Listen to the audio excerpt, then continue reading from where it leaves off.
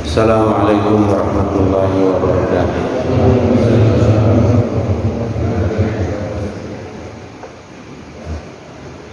Alhamdulillah, wassalatu wassalamu ala rasulillah sayyidina Muhammad ibn Abdillah wa ala alihi wa sahbihi wa man wala la hawla wa la quwwata illa billah. Rabbi shrah li sadri wa yassir li amri wa hlul 'uqdatam min lisani yafqahu qawli. Amma ba'd. Qala Allah Ta'ala fi kitabil karim, a'udzu billahi minasy syaithanir rajim. Bismillahirrahmanirrahim. Iqra bismi rabbikal ladzi khalaq, khalaqal insana min 'alaq. Iqra wa rabbukal akram alladzi 'allama bil qalam, 'allamal insana ma lam ya'lam. Wa qala Rasulullah sallallahu alaihi wasallam, ittaqillah haitsu ma kunta wa ati sayyi'atan hasanatan tamhuha wa khaliqin nasa bi khuluqin hasan. Atau kama qala Rasulullah sallallahu alaihi wasallam. Sadaqallahul azim wa sadaqa rasuluhun nabiyul karim wa nahnu ala dzalika minasy syahidin wasyakirin walhamdulillahi rabbil alamin. Al-Karamun jamaah salat subuh yang dimuliakan Allah Subhanahu wa taala. Alhamdulillah, pada pagi hari yang segar ini kita diberikan kekuatan oleh Allah Subhanahu wa taala untuk melaksanakan ibadah salat subuh berjamaah, ditambah setiap hari Sabtu pagi setelah salat subuh dengan kajian hadis yang kita ambil dari kitab Fathul Bari. Hari ini kita masih bersama Kitabul Iman, hadis yang nomor 51. Qala al-muallif rahimahullah wa nafa'ana bi 'ulumihi fid dharain amin.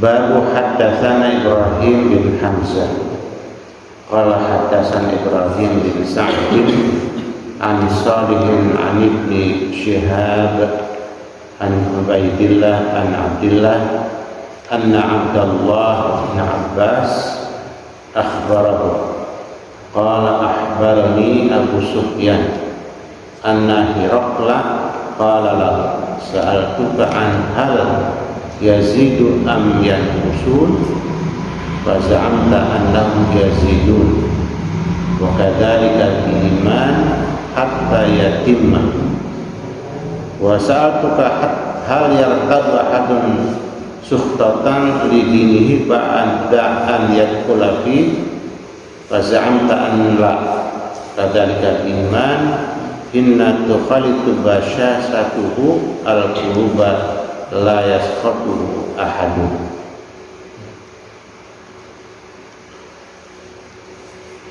Dari hadasana menceritakan kepada kami Ibrahim bin Hamzah, qala dia berkata, hadasana Ibrahim bin Sa'd menceritakan kepada kami Ibrahim bin Sa'd dari Salih bin Ibni Syihab dari Ubaidillah bin Abdillah bahwasanya Abdullah bin Abbas akhbarahu itu menghabarkannya, memberitakannya. Qala dia berkata, akhbarani Abu Sufyan, memberi kabar kepadaku Abu Sufyan. Abdullah bin Abbas adalah putranya Abbas bin Abdul Muttalib, sepupunya dari kita Muhammad sallallahu alaihi wasallam, yang luar biasa kecerdasannya, jadi kayak scan. Begitu dibacakan langsung nempel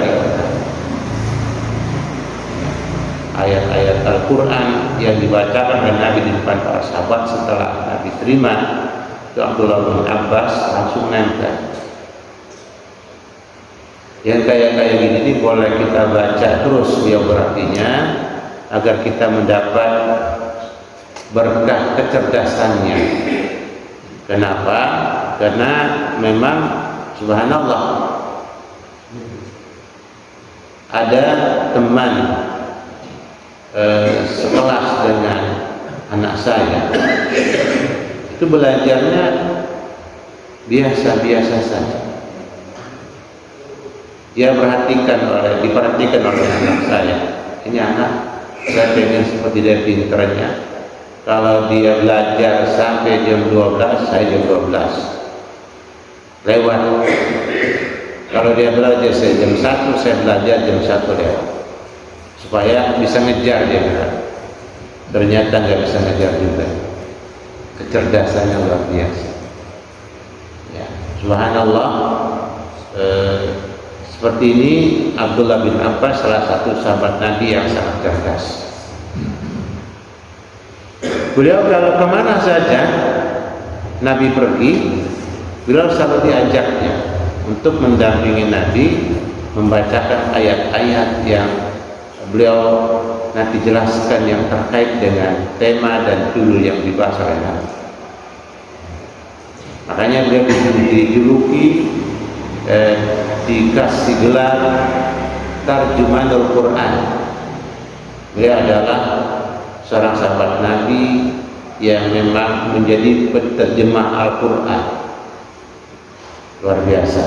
6.236 ayat, hafal seperti orang ngomong aja, seperti hafalnya para imam senior Masjid Al-Haram, seperti Syekh Ali Jabir misalnya. Itu Al-Quran gerojok aja dari mulutnya, kayak ngomong biasa aja. Luar biasa. Ini orang-orang cerdas, termasuk Abdullah bin Abbas, sahabat Nabi, yang perlu dibaca terus biografinya sekali lagi agar kita mendapat keberkahan kecerdasan yang dimiliki. Kalau tidak untuk kita, untuk anak-anak kita; kalau tidak untuk anak kita, untuk cucu-cucu kita, dan terus ke bawah, karena cucu kita juga bagian daripada anak kita. Kesuksesan cucu kita, kebahagiaan si kakek dan si nenek. Abdullah bin Abbas menceritakan ya kepada Ubaidillah bin Abdullah. Qala, dia berkata, akhbarani anna Abu Sufyan, dia menceritakan kepadaku bahwa Abu Sufyan anna Hiraqla qala lahu, bahwasanya Hiraqla itu Heraklius berkata kepada Abdullah, pada Abu Sufyan, siapa Heraklius? Itu adalah seorang raja di kawasan Romawi, kekuasaan Romawi. Ketika Abu Sufyan, kan Abu Sufyan itu adalah pedagang tangguh, orang yang selalu berbisnis dan menguasai jalur perdagangan dari Mekah sampai ke kawasan Syam. Itu di jalan-jalan itu dia kuasai, jalan perjalanan bisnisnya. Nah, Bapak Ibu, bicara perdagangan, memang jalur perdagangannya harus dikuasai. Itulah makanya dulu kawasan laut di daerah kita menjadi rebutan. Untuk apa? Untuk berdagang. Karena dari Selat Malaka terus ke Laut Cina sana ya, itu jalur-jalur zaman dahulu adalah jalur kapal laut. Itu daerah-daerah yang menjadi pertarungan mereka yang berbisnis. Karena kalau berdagang kan mesti menguasai jaringan laut. Di sana pula Nabi mengingatkan lewat lisan Ali bin Abi Thalib radhiyallahu anhu, wa karramallahu wajhah, aulimu auladakum as-sibahata war-rimayata wal-hursan. 3 poin. Ajarkan anak-anak kamu menguasai renang, Nah, maksudnya bukan renang di kolam-kolam renang, itu tahap belajar dari kolam renang. Maksudnya adalah kuasai perairan. Karena dunia 2/3-nya dunia itu adalah air, lautan yang dalam sekali. Itu pesannya. Jadi kalau kita sudah kuasai perairan alias laut di seluruh dunia, maka kita bisa berbisnis dengan sangat mudah. Ada jamaah kita haji 2022 kemarin itu adalah pengawal kapal Pertamina yang menjelajah dunia. Jadi dia paham betul di mana titik-titik perampok dan perompak. Kalau perampok di darat, perompak itu di laut. Dia punya pistol sangat luar biasa, modern dan canggih. Kalau ada perompak atau perampok bahasa daratnya, perompak itu di laut sekali lagi. Yang rampok kapal laut. Itu yang paling lincah perompak adalah di kawasan laut Arab, ya, di Teluk Persia itu. Nah, di sana ada Somalia, sebuah negara, ada negara di laut. Itulah yang disebut perompak oleh mereka. Tapi sebenarnya bahasa menurut orang Somalia yang memang menguasai laut mereka, ya mereka mempertahankan lautnya. Kalau lewat tempat dia ya bayar, gitu loh maksudnya. Keluyuran tempat laut saya kok nggak bayar, bagi dong, gitu. Seperti saat Abu Sofyan lewat di kawasan Madinah dulu, kita kan lewat sini, Madinah udah punya kita ini. Kalau lewat sini ya ada retribusi, gitu loh, bagi. Itu terjadi pada saat perang Badar. Ketika Abu Sofyan balik dari Syam bawa dagangan, ya tolonglah. Nabi juga tidak minta, tapi Nabi tolong dijual di Madinah sebagian. Artinya barang dagangannya jangan dibawa ke Mekah semua, gitu. Kan ketika ada barang dagangan, kita bisa usaha, dagangannya nggak ada, jangan bisa apa-apa.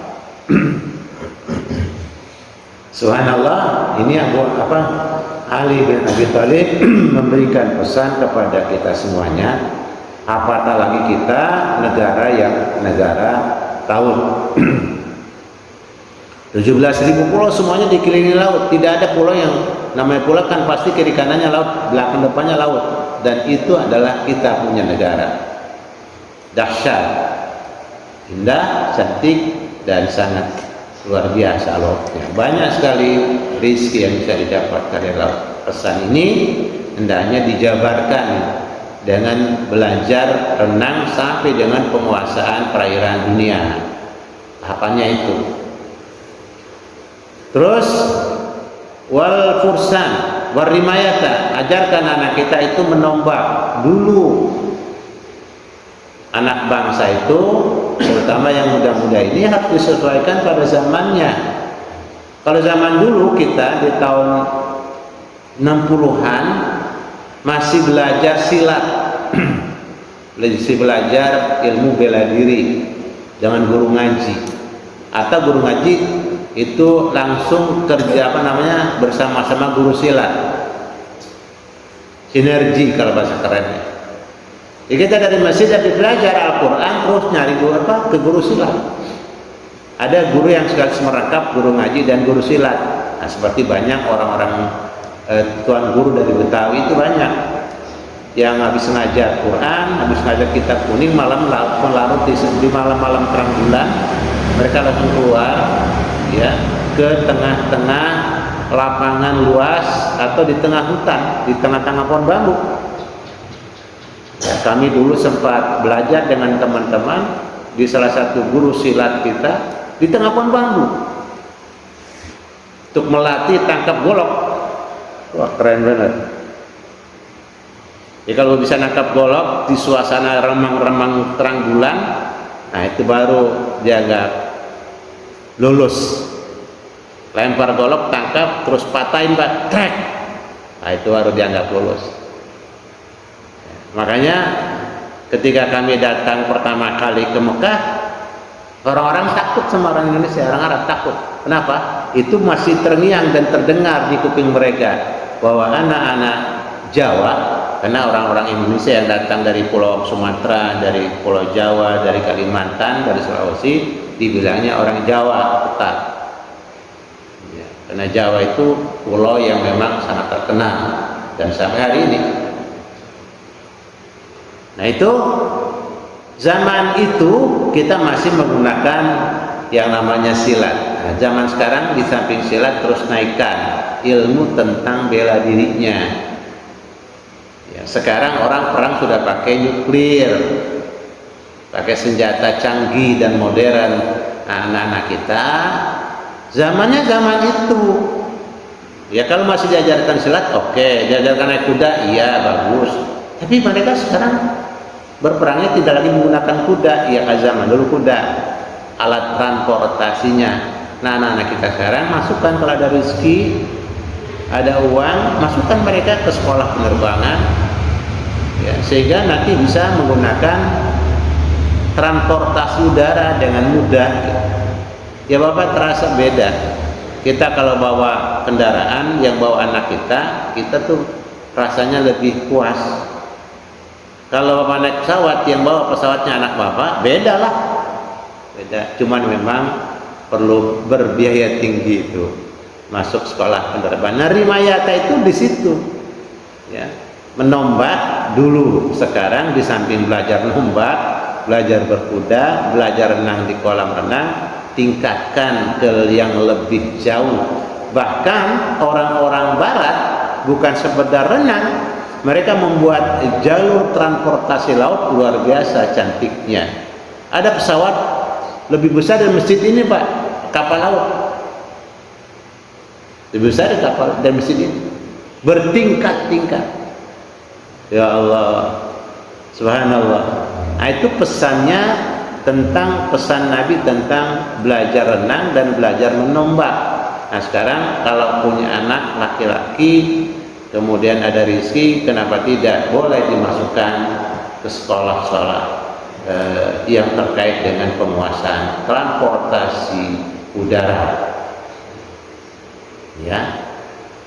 Yang terakhir wal fursan, dan ajarkan anak kita untuk berkuda. Nah, berkuda. Ini berkuda ini adalah bertransportasi darat. Jadi semuanya tuh tiga, hidup dunia ini kan tiga, darat, laut, udara. Darat, laut, udara itu yang perlu dipahami sehingga umat Islam ini nanti sangat profesional di berbagai bidangnya, ya. Jadi ini Abu Sufyan ketika beliau berbisnis, beliau tentunya masih menggunakan transportasi darat. Karena dari Mekah ke Syam, Syam itu sekarang ada Palestina, ada Syria, ada Jordan, ada Lebanon.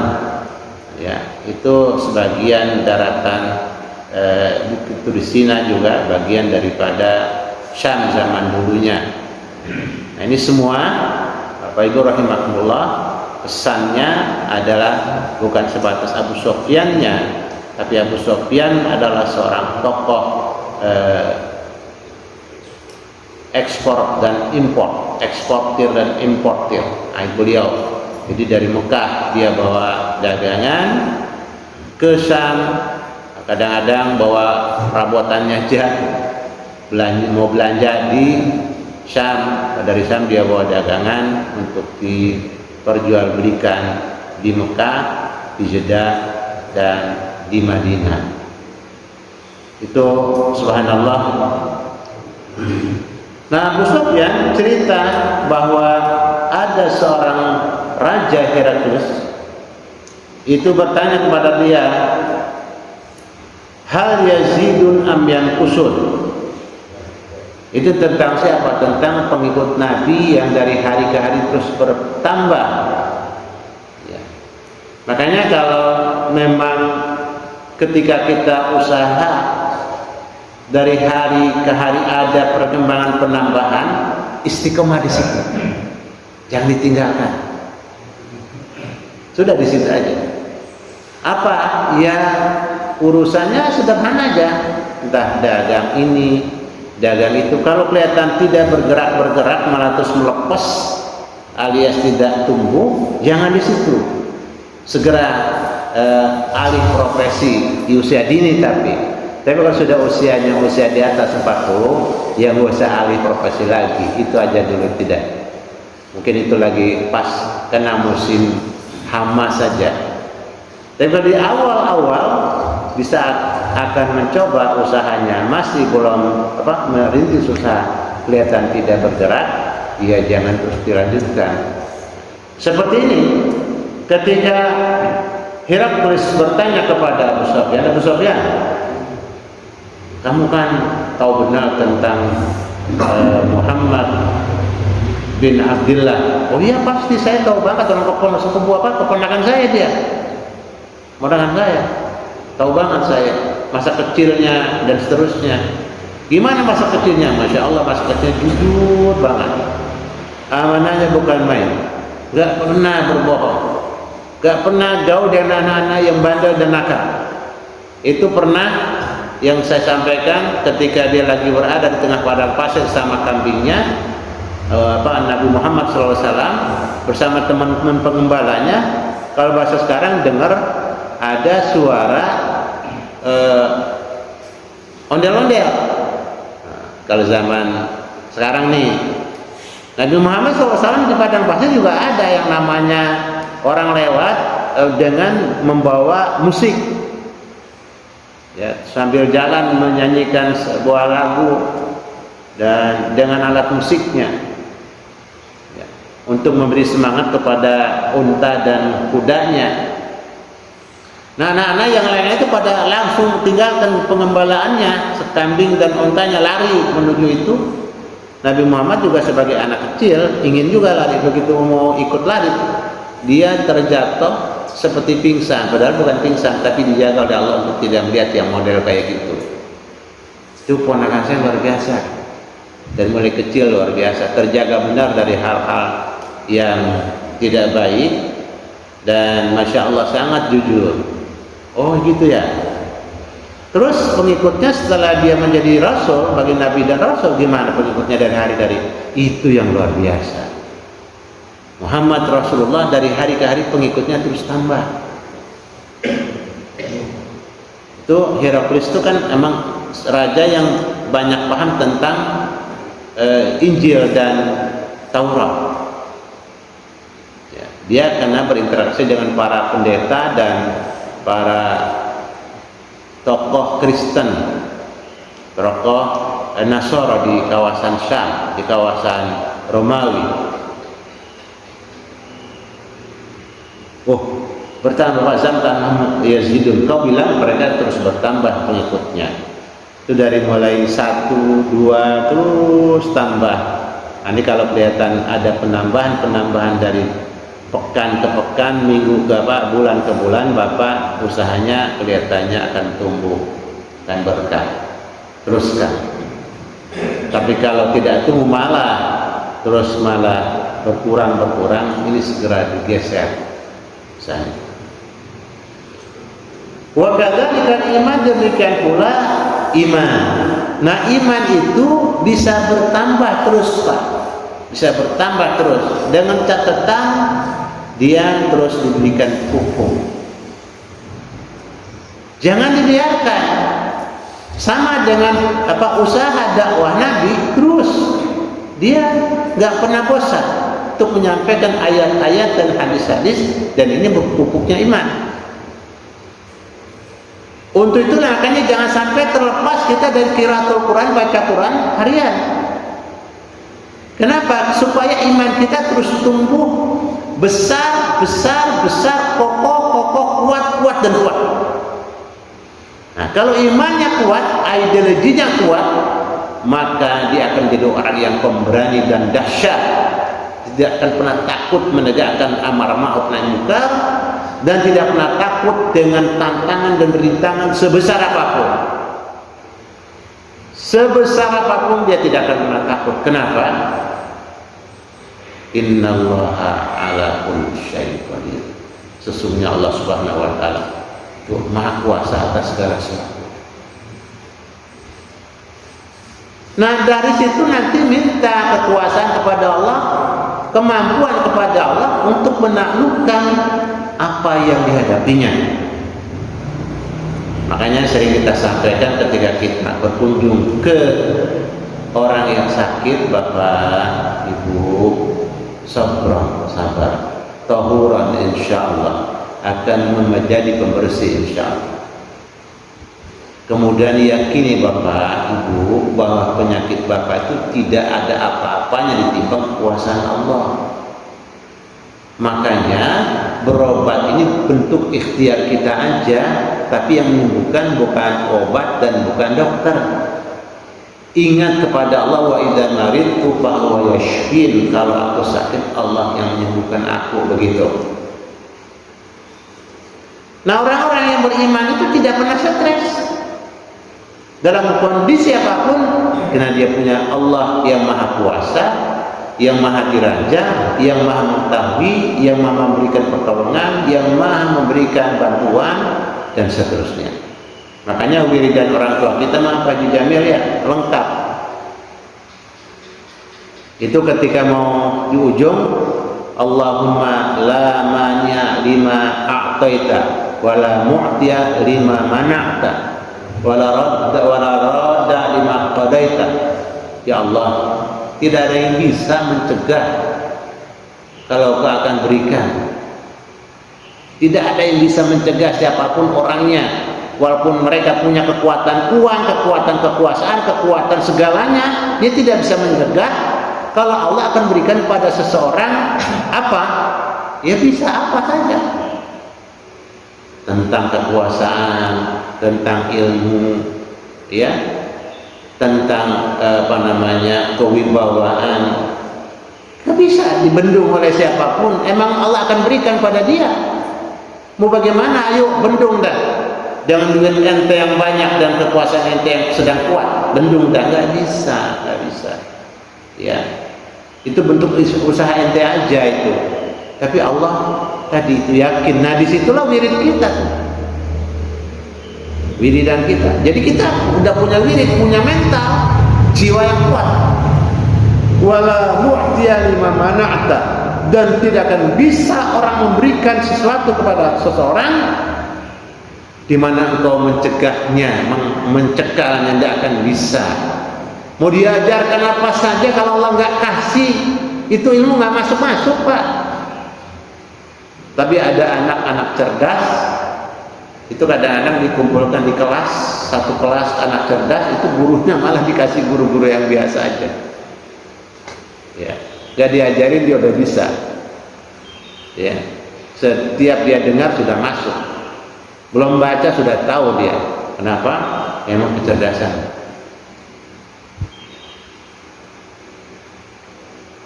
Nah iman itu sekali lagi bisa tumbuh terus menerus dengan catatan jangan hati-hati, jangan sampai kita geser ke arah dosa. Nauzubillah, dia bisa yankus, bisa berkurang. Al-iman yazidu wa yankus, yazid bit-ta'at wal ibadah, ya, yazid dengan bertambah dengan kita terus berusaha taat dan beribadah kepada Allah Subhanahu wa taala. Nah, pokoknya tentunya nanti kita duduk bersama ayat-ayat Allah, hadis-hadis Rasulullah, supaya kita nanti selamat di dunia, tidak mudah ditawarkan yang membuat kita suruh berbuat dosa gitu, ditransaksikan, ditawarkan, ini nih saya kasih jatah kamu, nanti kamu jangan ngomong lagi masalah-masalah yang kayak gitu, masalah-masalah keadilan dan kemungkaran yang kau angkat-angkat lagi. Kalau kami sedang melakukan perbuatan, dukung baedah, ya enggak main dukung aja dong gitu. Kita lihat dulu proyeknya apa, kalau proyeknya memang akan bermanfaat dan halalan thayyiban mubarakah, bismillah. Nah Bapak Ibu rahimakumullah, makanya kita berusaha terus menyirami, memberikan pupuk iman kita agar iman kita ini tetap stabil dan terus bahkan naik volumenya, naik kekuatannya. Kalau sudah betul-betul kuat, maka kita akan selamat dunia dan akhirat, akan masuk surganya Allah Subhanahu wa taala. Wa satu kan hal yartadu ahadun sakhtatan li dinihi badan yang kelaki. Kemudian Heraklius itu bertanya lagi kepada Abu Sufyan, kira-kira mereka yang telah ikut Nabi Muhammad SAW betul-betul memahami apa yang disampaikan, apa yang dipahami Quran dan hadis yang disampaikan oleh Nabi, itu ada nggak yang murtad? Faza'am kala, kata Abu Sufyan, nggak ada sama sekali mereka yang ikut Muhammad itu mau keluar, nggak ada. Bahkan Bapak Ibu rahimahullah sampai 3 tahun di blokade, di boykot. Sembako itu nggak masuk di kawasan Syib'ani. Syib'ani itu kalau bahasa kita kota Depok. Jadi semua arah masuk ke kota Depok itu dijaga oleh penguasa yang zalim di Mekah. Mekah itu kan provinsi. Nah, ada kabupaten yang reseh menurut penguasa di provinsi itu. Mana? Syib'ani. Siapa di situ? Ada Rasulullah SAW dan keluarganya serta para sahabatnya. Allahu Akbar, perjuangan Nabi makin hari makin tambah pengikutnya dan diblokade sampai 3 tahun berturut-turut. Nabi dan para sahabat di kawasan Syib'ani tidak dapat pasokan sembako pada saat sekarang. 3 tahun sampai makan rerumputan yang ada di gunung di kawasan Syib'ani. Itu kan namanya rerumputan di sana sangat terbatas, kan memang batu gunungnya, pohonnya sangat terbatas. Tapi karena iman mereka kepada Allah dan Rasulnya begitu mencengkram ke dalam hati dan dada mereka, mereka semuanya nggak ada yang keluar satupun dari kampung itu. Semuanya ikut Nabi dan bertahan untuk berada di dalam Islam itu. Kadang kalau diiming-iming dikit sudah keluarkan, berarti imannya nggak kuat. Apalagi kalau sudah dikasih makanan, sembako atau kerjaan, terus dia lempar Islam, dilepas baju Islamnya, ini namanya akidahnya dan imannya keropos. Naudzubillah. Karena kalau kita tidak bawa iman, mati naudzubillah. Capek banget di dunia, iman gak kebawa, mati. Ya haula wala quwata illa billah. Wattaqullah. Bertakwalah, takutlah pada Allah, takutlah pada azab Allah.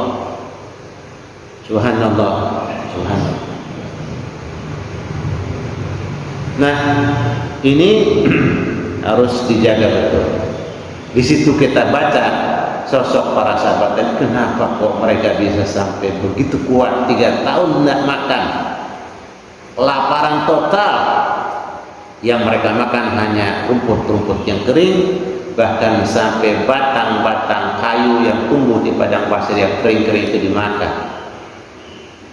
Ada dari keluarga Nabi, keluarga besarnya itu melihat mereka nangis. Mereka kafir tapi melihat hatinya masih lembut, melihat saudara-saudaranya yang pada kelaparan nangis. Hanya itu tulisan yang digantung di Ka'bah, ya, dirobek, dan bukan hanya dirobek tetapi juga rayap sudah memakannya, habis sudah pada robek-robek. Nah, mereka inilah yang terus melobi orang-orang tokoh penguasa kafir Quraisy di Mekah untuk membatalkan boikot, membuka lagi pasokan sembako ke kawasan Syib'ani. 3 tahun mereka tidak keluar dari setelah kelaparan. Kenapa? Karena memang akidah tertanam dalam hati yang sangat kuat, dan itu sekarang yang sengaja dibuat rapuh oleh mereka dari kaula muda, agar anak-anak muda sangat mudah tergelincir kepada perbuatan dosa. Hati-hati. Kalau udah tergelincir, naudzubillah. Masya Allah, mereka edarkan narkoba, kemudian mereka edarkan yang namanya pornografi. Porno itu gambar-gambar jorok, gambar-gambar yang porno di kalangan anak muda. Lewat apa? Lewat medsos yang mereka memang pegang sekarang itu, Masya Allah, berat benar. Disitulah anak-anak tidak cukup dengan sekolah doang, tidak cukup, harus masuk di sekolahan yang memang kalau bisa 24 jam sekolah itu mengawasi anak-anak. Bukan sekedar diberikan materi pelajaran, tapi tadi apa yang dipegang, apa yang dipakai, apa yang dimakan, apa yang diminum. Saya sih tidak cuman menduga-duga. Kasus sekarang misalnya anak-anak usia dini kena gagal ginjal misalnya. Apa sebabnya? Gagal ginjal, jadi ginjalnya keropos dan rusak. Itu kena makanan dan minuman, bukan kena obat yang disinyalir itu. Karena obat itu sudah berlangsung cukup lama. Dari masih kecil udah ada Combandrin. Combandrin itu kan obat cacing anak kecil, termasuk obat itu kan sirup. Udah banyak benar dari anak saya hampir semuanya minum itu. Tapi permasalahannya sekarang di sana banyak sekali minuman anak-anak yang beredar di tengah masyarakat itu nggak dikontrol gitu, nggak dikontrol. Bahkan diberikan izin, dalam izin usahanya tuh ada. Coba Bapak buka, Bapak lihat sasetnya itu, kan ada izin Depkas itu, atau ada izin Departemen Perdagangan. Atau mungkin itu palsu, kita tidak tahu. Itu kan bukan tugas kita yang awam. Yang tugasnya siapa? Yaitu Menteri Perdagangan bersama jajarannya sampai ke bawah, Menteri Kesehatan bersama ke bawah sampai ke bawah. Apa yang dijual di masyarakat? Dia yang kontrol, bukan kita. Kita kagak paham berapa komponen yang bahan-bahannya apa saja. Dilihat, kemudian dicoba, dites lagi. Karena yang nakal tidak pernah berhenti. Terus dia yang ditampilkan saat BP POM datang bungkusan ini, tapi yang dijual bukan bungkusan itu. Itu hati. Makanya Masya Allah, anak-anak sekarang jadi korban luar biasa. Saya kadang-kadang melihat minuman anak-anak itu ngeri. Warnanya kayak apa, tahu warnanya. Kita ngelihat aja takut, tapi diminum oleh anak-anak dengan plastik sambil jalan dari pulang sekolah. Enak bener, segar, panas, kasih es. La ilaha illallah Muhammad Rasulullah. Nah, Bapak Ibu rahimahullah, ini namanya sebuah ideologi yang kuat, perlu dimiliki oleh orang-orang yang punya kekuasaan supaya berani menegakkan model-model kayak gitu. Ya, model-model kayak gitu kan anak-anak nggak tahu, orang tua kebanyakan nggak paham, malah nggak mungkin juga orang tua yang larang. Nah, itu dari mulai namanya pemerintah, itu dari istana namanya presiden, dari wakil beliau itu para menteri, kemudian para pejabat berikutnya siapa? Ya ada gubernur, terus di bawah gubernur ada bupati dan wali kota, di bawah bupati ada camat, di bawah camat ada lurah, di bawah lurah ada RW, di bawah RW ada RT. Ini mereka harus kawal itu. Makanya kadang-kadang saya suka, ya Allah, kenapa itu pinggir kali dibiarin? Zaman kita di SD, di SMP, orang nanam pohon serai saja. Nanam pohon serai di pinggir kali itu aib, jelek, nggak terhormat, itu nggak punya muruah. Kenapa? Ya pinggir kali itu kan bukan punya kita, gitu. Kalau bukan punya kita, apa namanya? Haram, nggak halal gitu loh. Kalau nggak halal pasti ada syubhat, kalau nggak syubhat bisa jadi haram. Sampai ke situ, itu iman. Jadi begitu masuk di situ, karena memang hidup kalau nanti semuanya halal, kita tenang betul Pak. Nyenyak tidurnya, enak makannya, gak takut. Tapi kalau di situ ada unsur yang diharamkan, pasti nggak nyaman. Lah mereka, subhanallah, kadang-kadang kita heran. Padahal sudah sangat cukup dengan gajinya, tunjangannya, Kan luar biasa, kalau namanya anggota DPRD saja gajinya tetap sebulan sekian, tunjangan kesehatan lain, kemudian biaya operasional hidupnya lain lagi, ada tugas lain lagi, uang jalannya kan lengkap gitu. Kenapa kok masih melakukan mengambil jatah yang punya rakyat misalnya? Kenapa? Itu gak ada iman.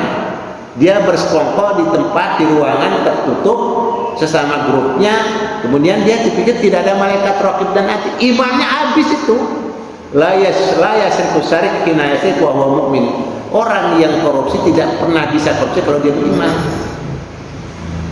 Kenapa? Nah, iman itu kan ada iman kepada malaikat Allah.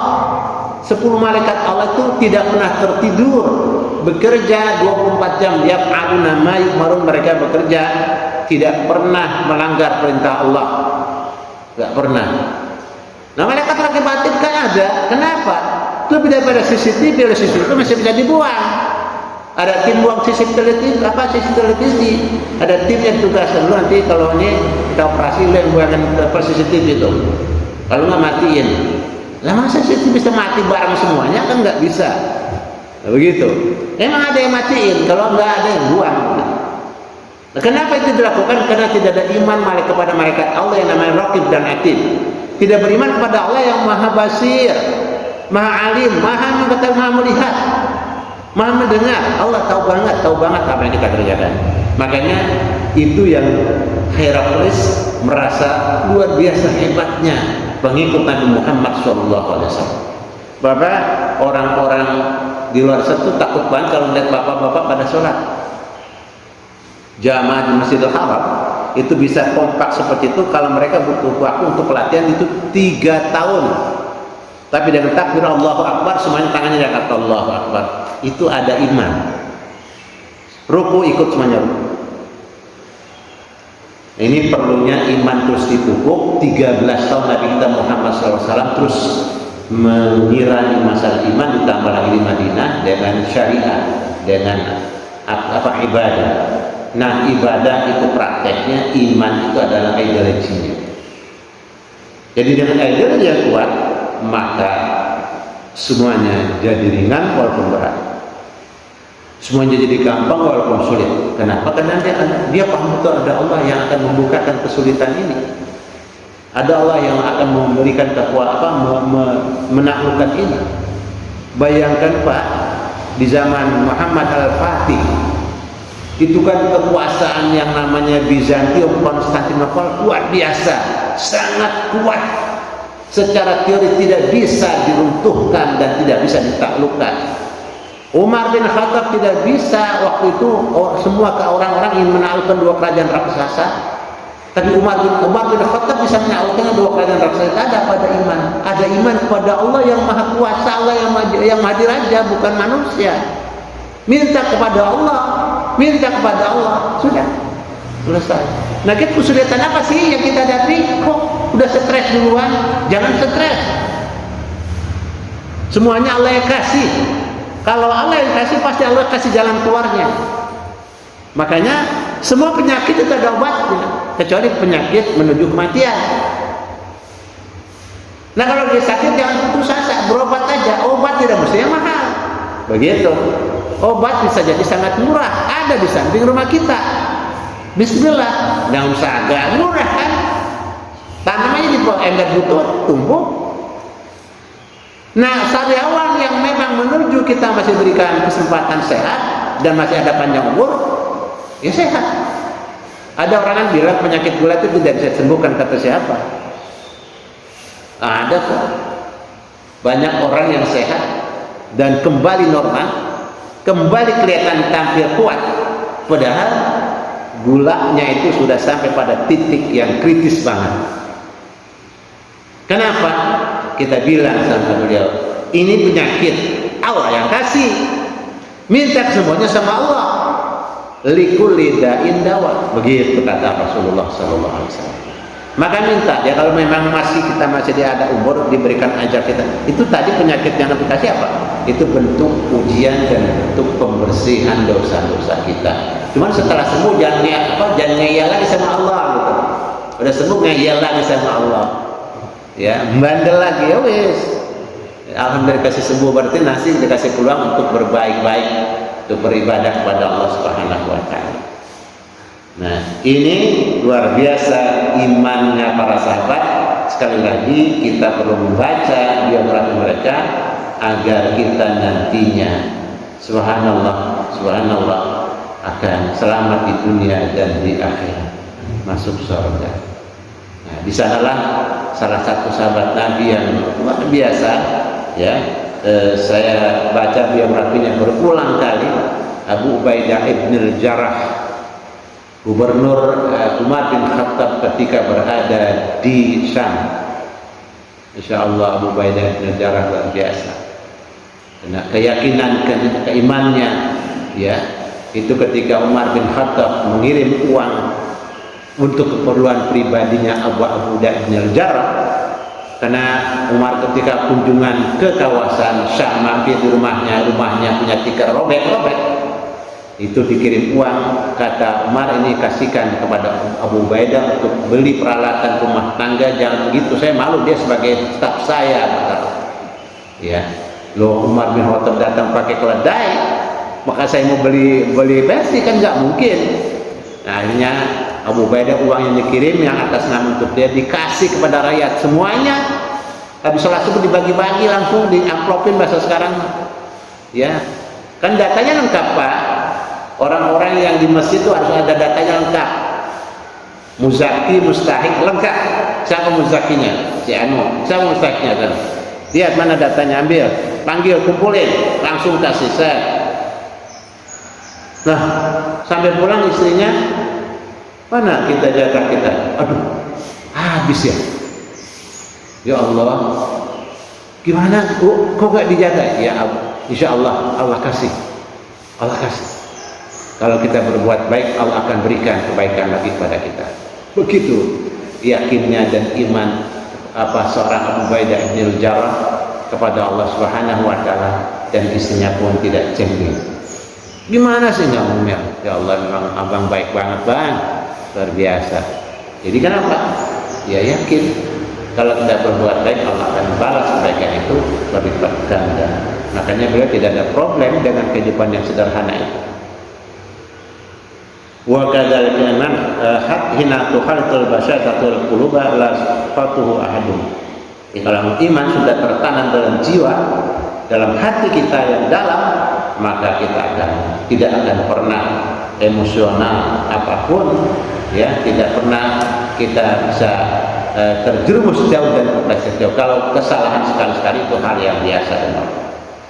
Demikian Bapak Ibu yang terkait dengan dialog Heraklius bersama Abu Sufyan tentang sosok Nabi kita Muhammad SAW dan para pengikutnya.